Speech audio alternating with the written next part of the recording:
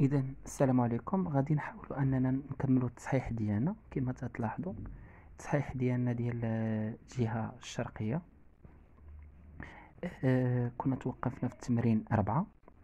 المعطى اللي عندنا قال لك يكون اكس قياس واحد الزاويه حاده بحيث ان لو كوسينوس اكس يساوي جذر جوج. قال لك بين لي ان هاد لو سينوس اكس يساوي جذر جوج على جوج. باش نبغيو نبينو شنو غنديرو؟ خاصنا نقلبوا على العلاقه اللي تتربط ما بين لو سينوس و لو كوسينوس. اذا العلاقه اللي تتربط ما بيناتهم هي هذه، يعني كوسينوس اس 2 اكس زائد سينوس اس 2 اكس تساوي واحد، او لا العكس، يعني سينوس اس 2 اكس زائد كوسينوس اس 2 اكس يساوي واحد. دونك على من تنقلب؟ انا تنقلبوا على لو سينوس. اذا لو سينوس هو اللي غنحتفظ به نخليه، ولكن الكوسينوس خصني نحيدو نزولو من حداه. اذا باش نحيدو من هنا يعني هو فيه زائد، من دير ليه شنو غادي من نرومبلاسي من بلاصه لبلاصه غتبدل له الاشاره ديالو، يعني ولا ناقص كوسينوس اس 2 اكس. من بعد هنايا اننا عوضناه بالرقم ديالو، يعني بالتطبيق ديالو عاطينه لنا هو جذر جوج على جوج. دونك من حطيناه هنا تنعرفوا ديك العلاقه ديال ا على بي الكل اس ان هي ا اس ان على بي اس ان، يعني هذاك الاس تيتفرق. داكشي اللي درنا من درنا جذر جوج الكل اس 2، مشى لينا جذر مع الاس بقات لينا اثنان، وجوج اس اثنان اللي هي 4. وهنايا هاد جوج على 4 خاصني نختازلها. باش نبغي نختازلها قلنا بجوج طريقات، اما بطريقه الضرب او لا تنديروا طريقه القسمه. المهم نبدا لكم بطريقه الضرب. شنو هي جوج؟ يعني جوج هي جوج في واحد. شنو هي 4؟ هي جوج في جوج. اختزلنا جوج مع جوج بقات لنا واحد على جوج، هذاك الشيء اللي بغينا. الا خدمت بالقسمه شنو هي جوج؟ نقسموها على جوج. الا قسمناها على جوج تعطيني واحد، ولا قسمنا اللي قسمته على الفوق نقسمه لتحت. الا 4 لا قسمتها على جوج عطاتني جوج، اذا عطاني واحد على جوج. الا ما عطاتكش ديال الجوج عطاتك الفصيله، اذا دونك غتنتقل لثلاثه، دير جوج مقسومه على ثلاثه وتشوف. ما خصهاش تعطيك الفصيله باش تعرف انها تتقسم عليها. المهم لقيناها هي واحد على جوج. دونك دابا غادي نوحدو المقام، يعني توحيد المقام تيكون بجوج طريقات. المهم الطريقه اللي غادي نكتفيو بها هي هذه. غنشدو جوج نضربوها في واحد اللي هي جوج ناقص واحد الكل على جوج، يعني ها هو المقام موحد. من بعد جوج نقصنا منه واحد غيعطيني واحد، وجوج هي جوج. اذا دونك سينوس اس 2 اكس راه هو اللي خرج ليا واحد على جوج، ولكن انا ما بغيتش سينوس اس 2 اكس، انا بغيت سينوس اكس. باش انني نتخلص من هذا الاوكاري خاصني نخلق الجذر، يعني اللي خلقت هنا شي حاجه خاصني نخلقها حتى هنايا. مثلا زدت هنا 4 غنزيد هنا 4، زدت 100 غنزيد هنا 100، يعني هنا متساويه مع بعضياتهم. دونك زدنا هنا الجذر، اذا غنزيدو هنا الجذر. الا زدنا الجذر هنا طار لنا الجذر مع الاس عطاتني هي سينوس اكس، ولا زدنا الجذر هنا غيبقى بحال هكا. اذا تنعرفوا ديك القاعده في القوى، جذر ديال ا على بي هنا تنفرقوا الجذر، اذا هي جذر ا على جذر بي. دونك هي جذر واحد على جذر جوج. شنو هي جذر واحد؟ هي واحد، وجذر جوج هي جذر جوج، ولكن ما عمرنا نخليو المقام فيه الجذر، اذا خاصنا نضربو في المرافق. يعني غنضربوه في المرافق يعني نفسه، يعني غنضربو واحد في جذر جوج وجذر جوج في جذر جوج.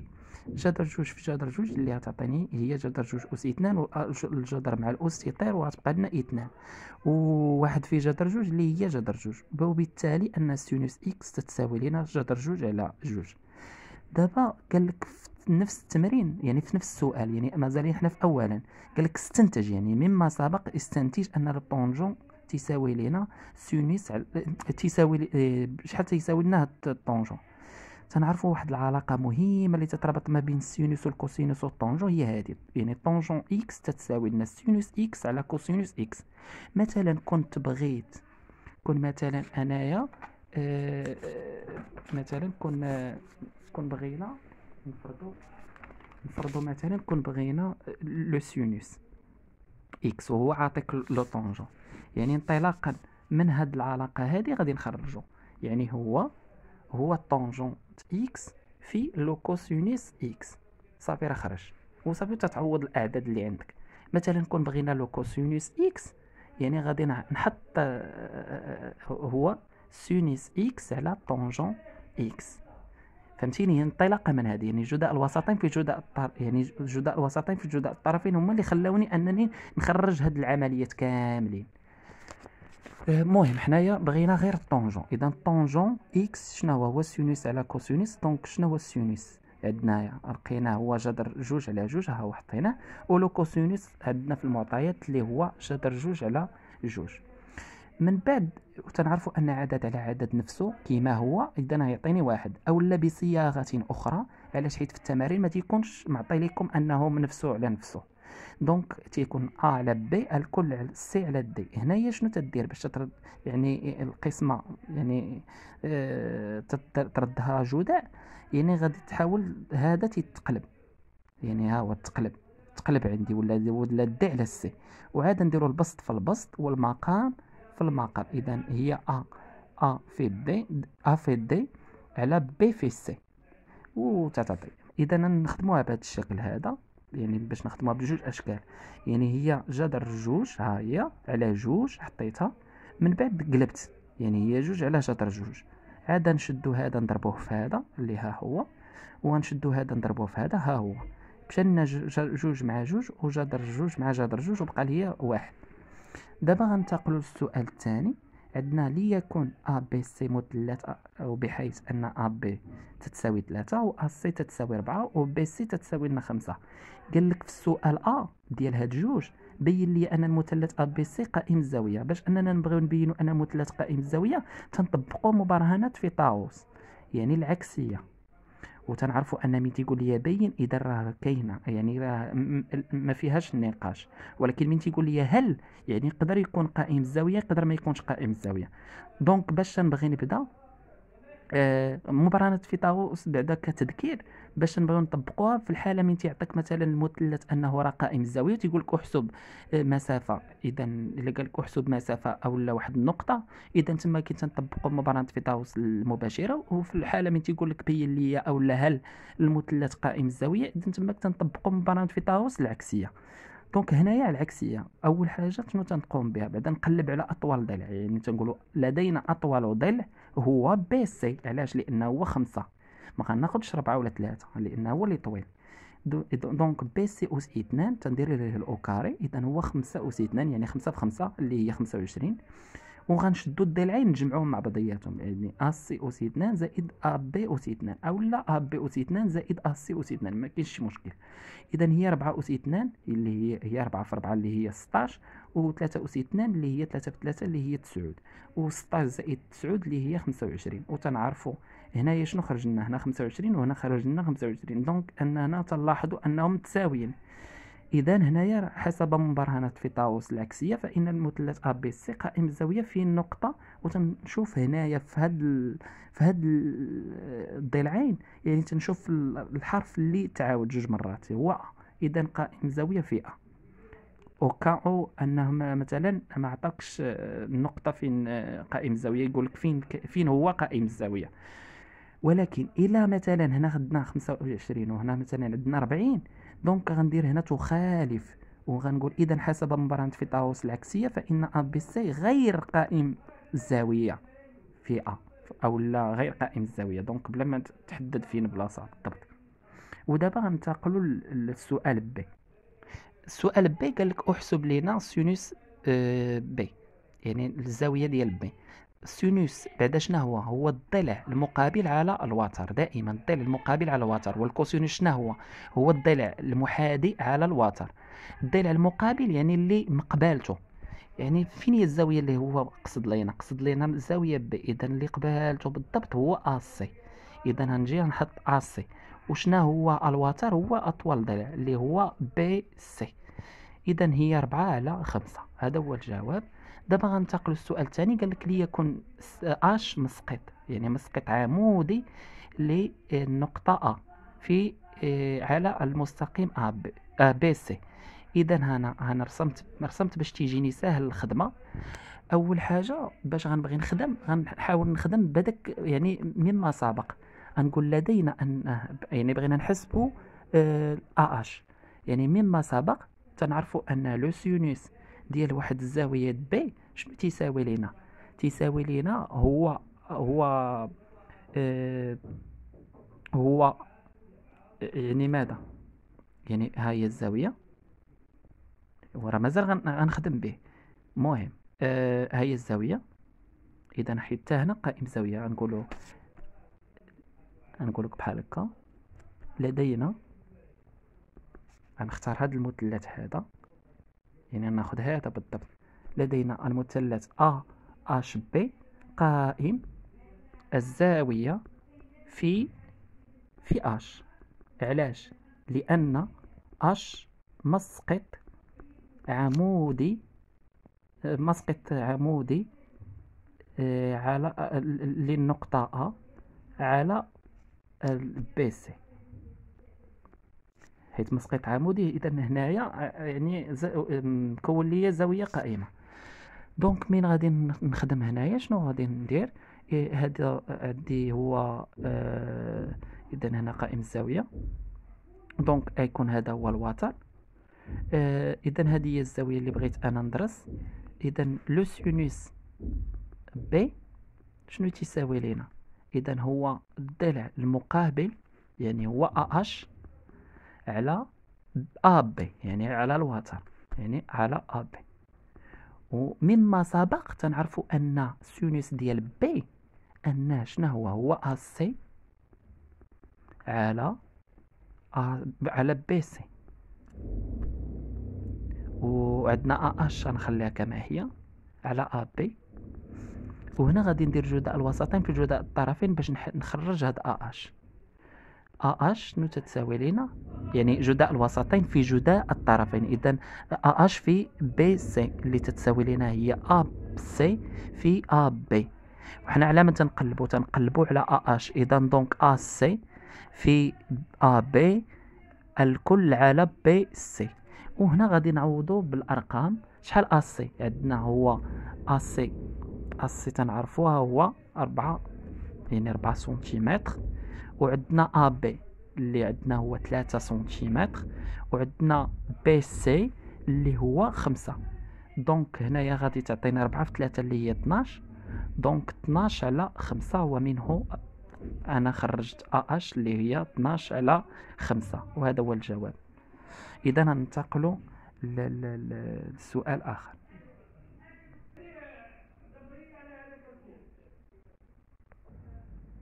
إذا غنكملوا الشرح ديالنا. عندنا تمرين 5 أنه عطانا هاد الشكل هذا مرسوم، وعطاونا هاد القيم هادو، هاد النسب هادو.